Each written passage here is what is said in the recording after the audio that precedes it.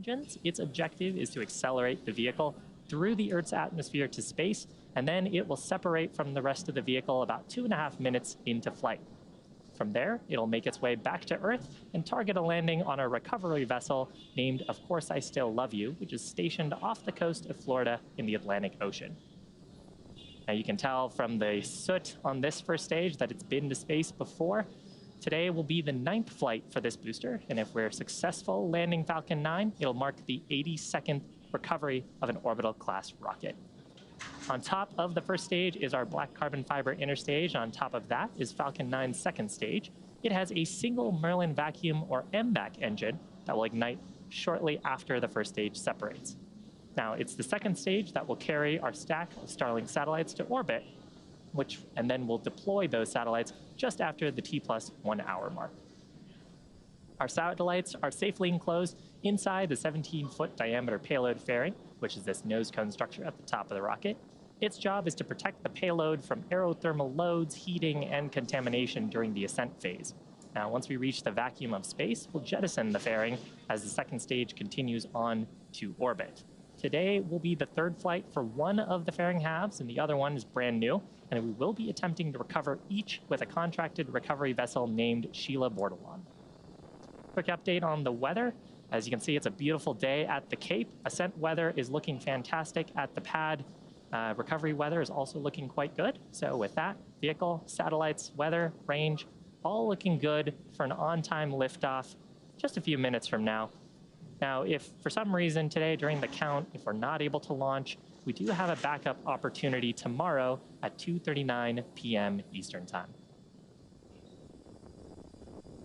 As I mentioned earlier, today we are launching from the historic Launch Pad 39A. This is the same launch pad responsible for sending NASA astronauts to the moon in the 1960s, and more recently, helping bring human spaceflight back to the United States after the conclusion of the Space Shuttle program in 2011. Less than 2 weeks ago, SpaceX launched its 3rd human spaceflight mission with a flight-proven booster and Dragon spacecraft from this very pad.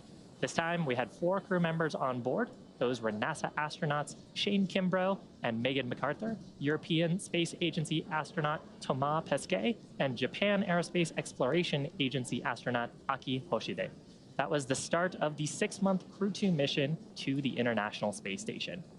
And just 8 days later, after spending 167 days in space, the Crew 1 astronauts returned to Earth on Sunday, May 2nd, making their journey the longest duration mission for a U.S. spacecraft since the final Skylab mission in 1974. With NASA astronauts Mike Hopkins, Victor Glover, and Shannon Walker aboard, as well as JAXA astronaut Soichi Noguchi, Dragon autonomously undocked from the International Space Station at 8:35 p.m. Eastern Daylight Time on Saturday, May 1st. The spacecraft performed a series of departure burns to move away from the orbiting laboratory. You can actually see here those Draco thrusters firing on the Dragon spacecraft. We spent a little bit of time in orbit, and then had an opportunity to come back to Earth. The spacecraft re-entered the Earth's atmosphere, deployed its 2 drogue chutes and 4 main chutes in preparation for a soft water landing, and upon splashdown, SpaceX quickly recovered Dragon from the water as well as the Crew 1 astronauts. Now, this was the first nighttime splashdown of a U.S. spacecraft with crew on board since Apollo 8 in 1968. Now, the crew, as you can see, were pretty happy, healthy, and really seemed to enjoy the ride aboard Dragon. It's been a fantastic couple of weeks for the human spaceflight program, and the team here at SpaceX is honored to have been a part of it. Now, we are just at T-minus 5 minutes away from liftoff. Falcon 9 is now moving into the final stages of its countdown. We're currently awaiting the transporter erector, or TE, retraction. The transporter erector is that structure, the white structure to the left of the vehicle. It provides liquids, gases, and electrical connections to the second stage, as well as air conditioning to the payload. And at about, or just about now, actually, we should start to see the transporter erector beginning its retract process. So first we'll see that clamp that you can see right underneath the payload fairing starting to retract. And then shortly after, the transporter erector will move away from the vertical position to about 2 degrees away from the vertical Then finally, around T-0, hydraulics will pull away the transporter erector farther from Falcon 9, clearing the way for it to ascend. At this point, the first stage is nearly fully loaded with 1 million pounds of kerosene fuel and liquid oxygen. Keep an eye out here for the transport erector now on the right side of the vehicle. Should start to retract away shortly. Now, super chilled liquid oxygen, which you can actually see some of the gas clouds forming from, that's our propellant oxidizer. It forms those white clouds around the rocket as it comes into contact with the moist Florida atmosphere. We're constantly topping up the propellant in these final minutes until liftoff, and those small oxygen vents overboard form these clouds. There's transporter erector retracting to that 2-degree position. Coming up in about 15 seconds, we should hear a call out for prop loading complete on the first stage.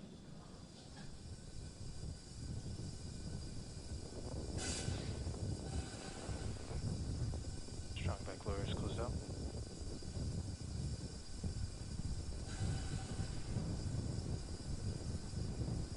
Then coming up shortly after that will actually be a call out for the second stage completing its prop loading. Expect that call around T-2 minutes.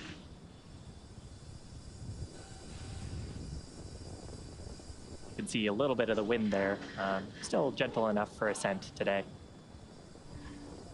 Now, after T-2 minutes, the next activity will be at T-60 seconds. That's when Falcon 9 will transition into startup.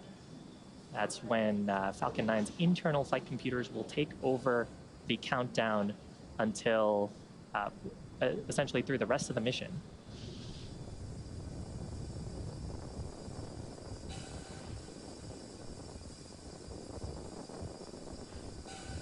But again, next activity here is prop load closeout on the second stage.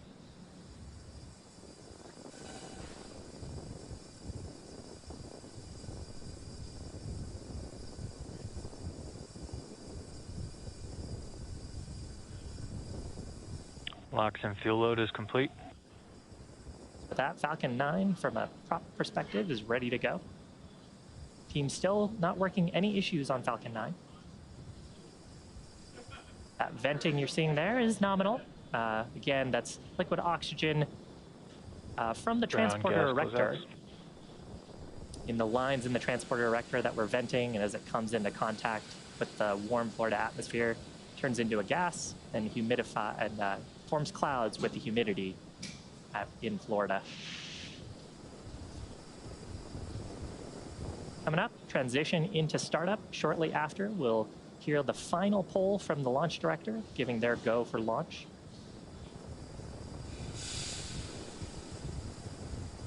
Flight computers in startup.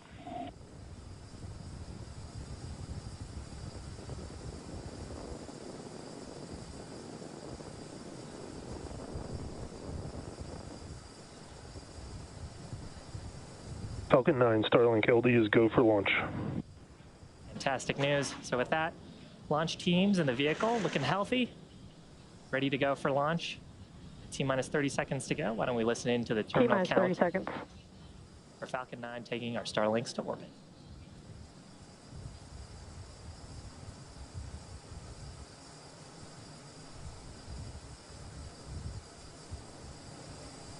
T-minus 15 seconds. 10, 9, 8, 7, 6, 5, 4, 3, 2, 1, 0. Ignition. And liftoff. May the force be with us. Stage 1 chamber pressures are nominal. Vehicle is pitching downrange.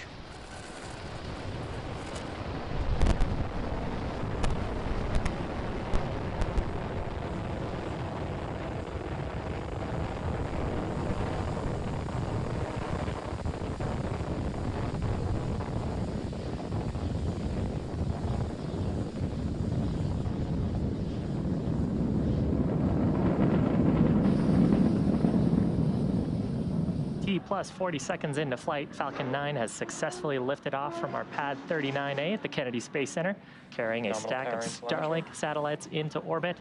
Coming up, we have just throttled down for the point of maximum dynamic pressure, or max Q. That's when we experience the highest structural loads on the vehicle. That's from the combination of how fast we're moving through the Earth's atmosphere. Falcon 9 is supersonic. Increasing our velocity as the density of the atmosphere continues to decrease.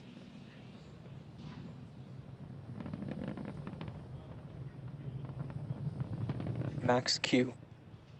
With that, we are through the highest structural loads on the vehicle. Upcoming in about a minute, we'll have 3 events happening back to back. First of those will be main engine cutoff, or MECO. That's where we will shut down all 9 of those Merlin 1D engines to slow down the vehicle in preparation for stage separation. That's the next event where the first and second stages will separate. Stage 1 starting to make its way back down to landing. And stage 2 will continue on with the third event, second engine start number 1, or SES1. That's where the Merlin vacuum engine will ignite and then continue to propel the second stage along with the payload to orbit. You heard the call there for MVAC engine chill. That means we've started flowing a small amount of propellant into the turbo pumps on the Merlin vacuum to prepare it for the full flow of when we perform second engine start. So coming up shortly, about 2.5 minutes into flight, main engine cutoff, followed by stage separation, and then shortly after, second engine start number 1.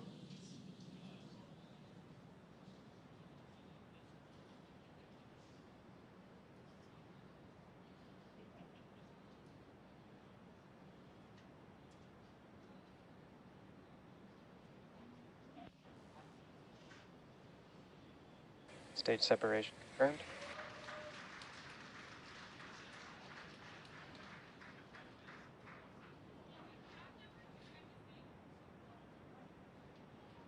Left-hand side of your screen, you can see a view from the first stage, interstage, grid fins starting to deploy.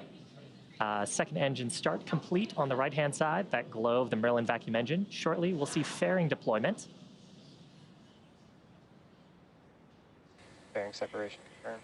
View from inside the fairing halves, you can see them separating away from the vehicle.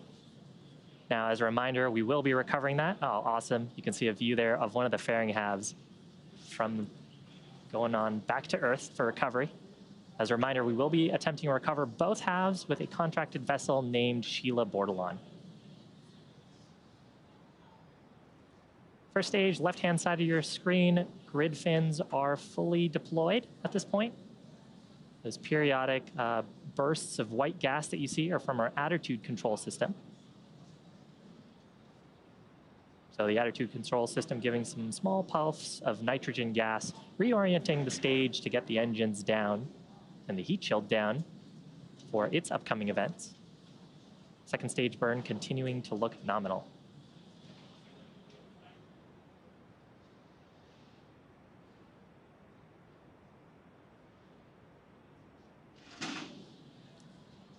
Now acquisition signal Bermuda. While the second stage is continuing on to orbit, this first stage has a couple of activities in order to make its way back to Earth.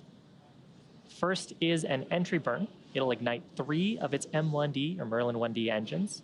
And that helps to slow down the vehicle as we start re-entering the upper parts of the Earth's atmosphere.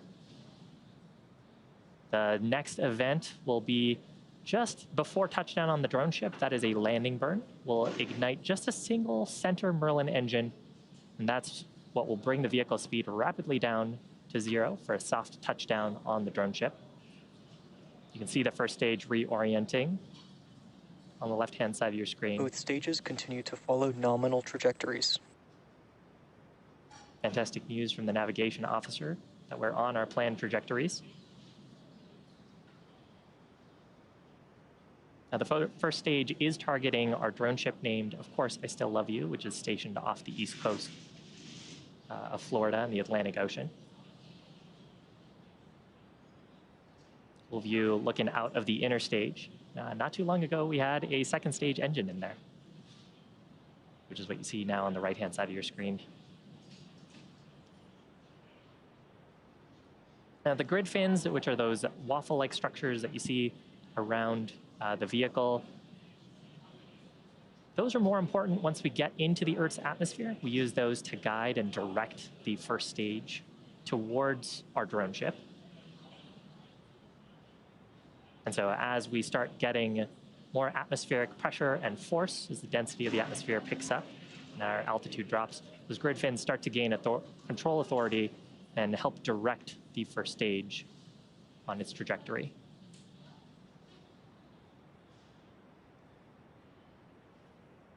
Coming up shortly, on the left-hand side of your screen, first stage entry burn. That burn expected to last about 20 seconds. We'll be igniting 3 of the Merlin engines on the first stage to slow down the vehicle in preparation for atmospheric entry.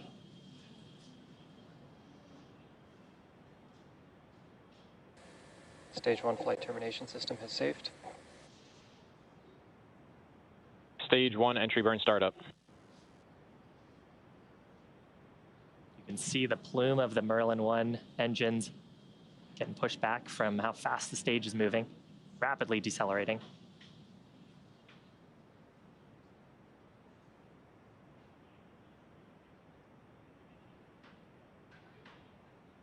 Stage 1 entry burn shutdown. So successful shutdown of those Merlin 1D. Continue to follow nominal trajectories. Successful shutdown of those Merlin 1D engines. Next burn on the first stage will be at just after T+8 minutes. That'll be the landing burn start, just a single Merlin engine there. And around the time that the first stage should touch down on our drone ship, the second stage will also conclude its burn with an event called SECO-1, or Secondary Engine Cutoff Number 1. Stage 1 transonic. Call it there for transonic, meaning that we are starting to pick up speed in the Earth's atmosphere, sort of in that in-between range between subsonic and supersonic, meaning faster, supersonic meaning faster than the speed of sound.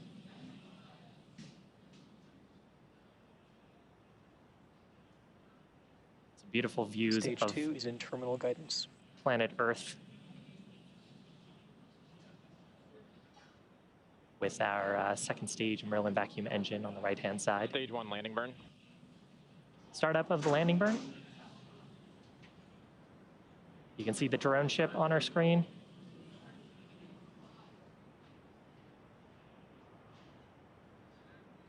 Stage 1 landing leg deploy. Looks like we're coming right down on target. Now, listen out here for secondary engine cutoff. Stage 1 landing confirmed. There's a first stage Signal taken over. on the left-hand side of your screen. 9th recovery for this booster. Stage 2 flight termination system has saved. 82nd SECO. successful recovery of an orbital class rocket, and SECO called out at the same time, meaning the second stage engine has also shut down. Navigation officer will be doing a check of our Nominal trajectory, parking orbit insertion. and we are in a nominal orbit. So with that, second stage is going to coast in this orbit for the next about 35 minutes. While that's happening, you can take a look at this animation to see where we are in our coast phase. We'll be coming back here for a very short relight of the second stage engine to get into our payload deployment orbit. That'll be at about T+45 minutes. We hope to see you back then. Acquisition of signal, Newfoundland.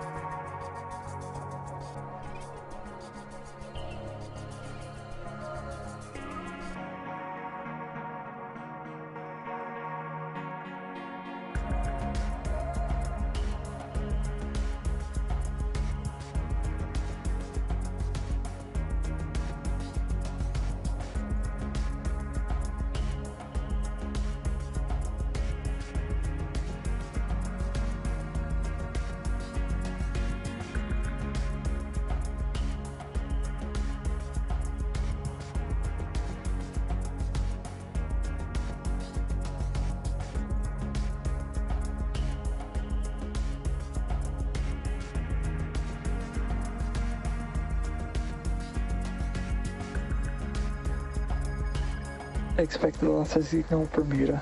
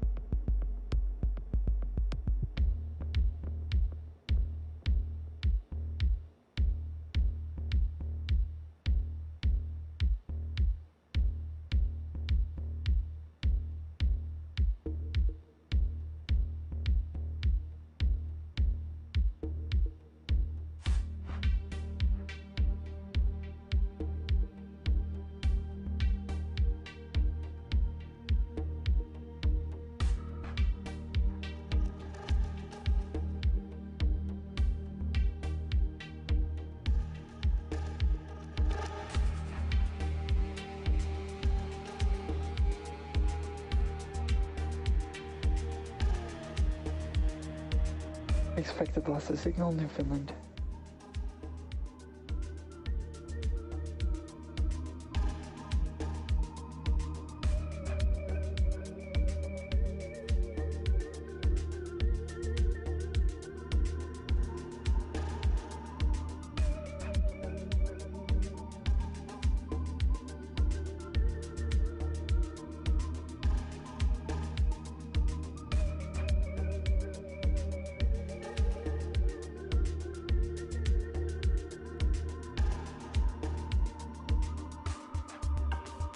Acquisition of signal, Goonhilly.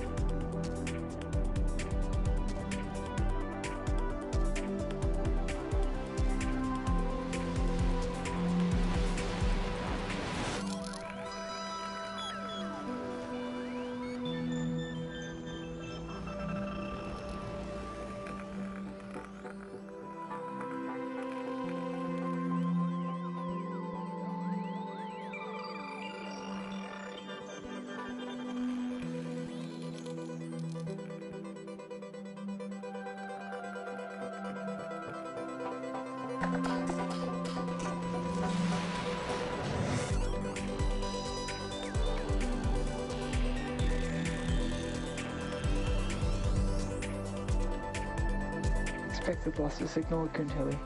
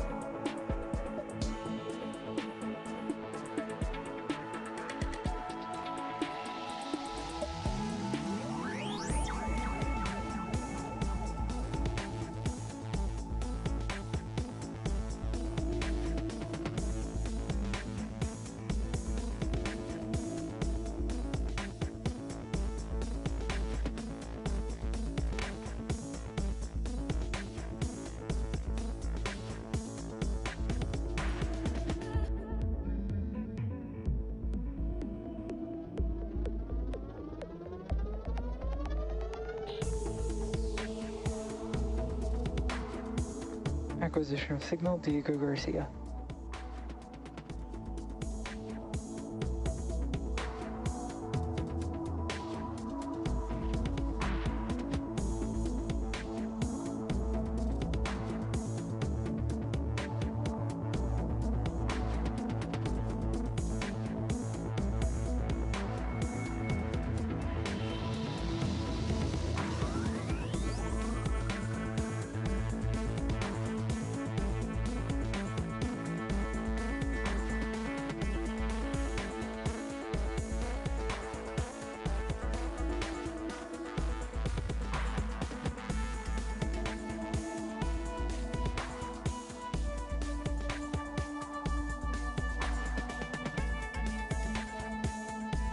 MVAC engine chill.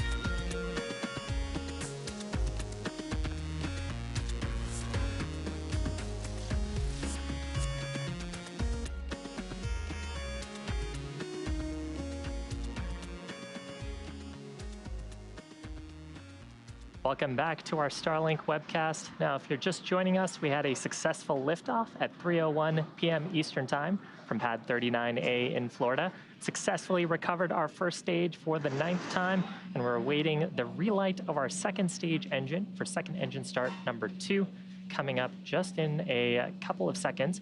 This burn is going to be a very short burn, just 1 second, and that will help raise our apogee and perigee into the payload deployment orbit. So listening out here for the callouts. Hopefully we'll get a shot of the second stage's engine for that ignition.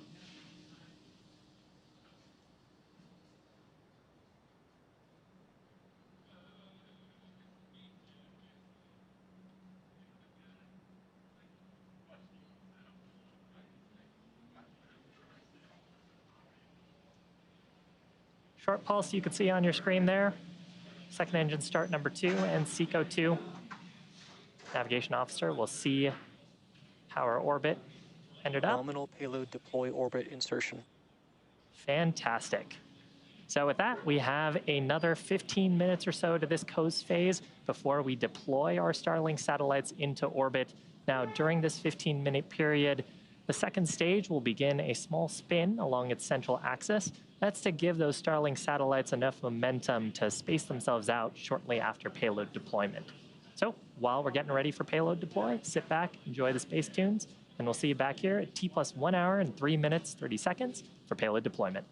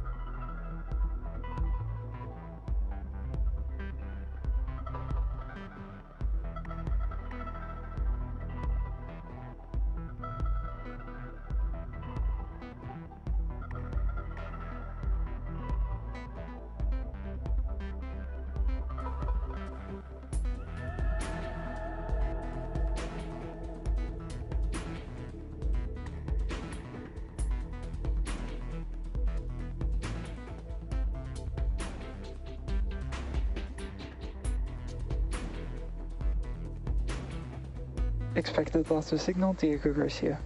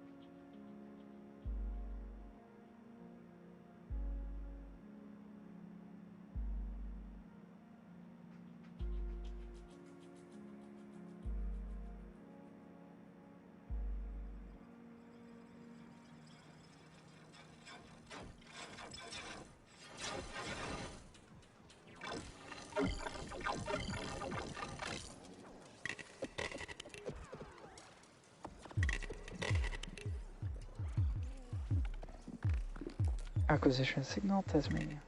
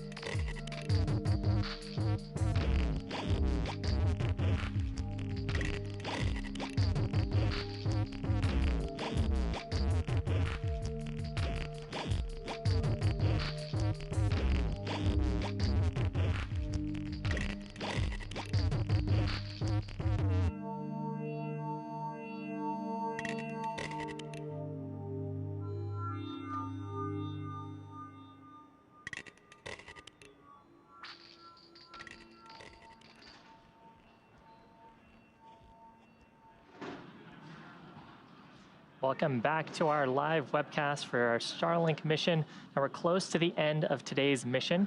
We had an on-time liftoff at 3:01 p.m. Eastern Time, successfully recovered our first stage booster, and our second stage, which you can see on your screen now, had 2 successful ignitions and shutdowns of its Merlin vacuum engine. Coming up shortly, we'll see payload deployment of the Starlink satellites. Now, during the 15 minutes since our last burn, the second stage has picked up a small rotation intentionally to help us separate out the satellites after payload deployment. And once the satellites have separated from the spacecraft, they will continue on with the rest of their mission, ultimately ending up in an operational orbit about 550 kilometers above the Earth. Fantastic shot of the payload separating away with the horizon of planet Earth. So shortly from here, the Starlink satellites will deploy their solar arrays, and then over the next few days and weeks, they'll use their onboard ion thrusters to make their way into an operational orbit. And that's going to bring our webcast coverage to a close. We want to give a big thanks to the Range and the Federal Aviation Administration for supporting today's mission. Now, if you're interested in Starlink service, head on over to starlink.com to find out more details. Thank you so much for joining us, and may the 4th be with you.